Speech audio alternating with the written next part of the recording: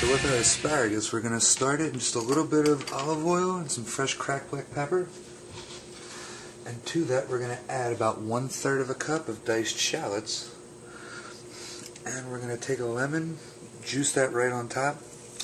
Just the taste of fresh lemon with asparagus is one that is to die for. And since we're going to be putting a very heavy dairy over it, it's going to give a nice complex layering of flavor over it.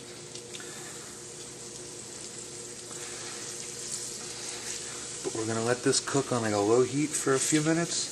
You can tell the asparagus will start to get a little extra green and start to look a little floppy when it's ready to be finished cooking.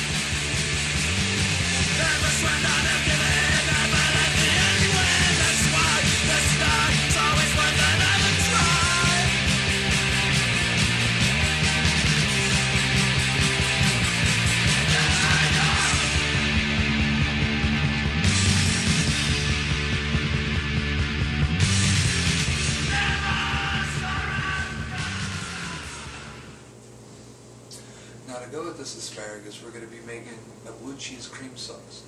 You can make little variations on it as well if you want to just add a little extra flavor. For sure, adding a little bit of chopped up cooked bacon or a couple of Scotch bonnet peppers, sometimes balanced out with a little bit of ginger, can give a very exciting flavor and just bring it out to something that's a little bit different than anything you're used to. But right now we're just going to keep our cream sauce simple. We're going to be using a 1/2 cup each of a nice tasty blue cheese, as well as some grated pecorino romano.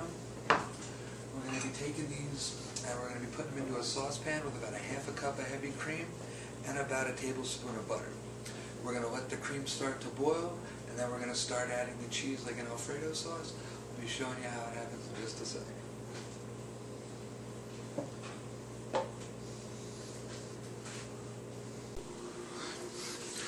Okay, so now we've got our heavy cream starting to come to a boil. We're going to add probably about a teaspoon's worth of black pepper, and we're going to start stirring this so it doesn't boil over.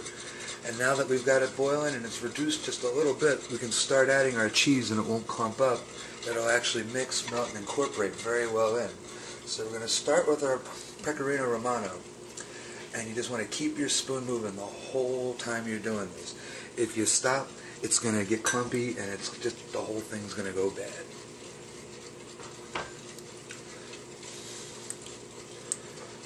Once you get your Romano cheese incorporated in, you're going to want to add your blue cheese and still just keep stirring. Now I'm saying to start with about a 1/2 cup. If you're a blue cheese nut like myself, actually a little bit more is not a bad thing. This will just keep it to a decent flavor, something kind of middle of the road that isn't going to offend too many people with such a strong and heavy flavor, which is one thing you do have to keep in mind with when you're cooking with blue cheese. But pretty much once your blue cheese, it becomes a smooth consistency sauce, you can pretty much kill the heat or put it on a low and let it simmer, and this will be ready until it's time to start plating up dinner.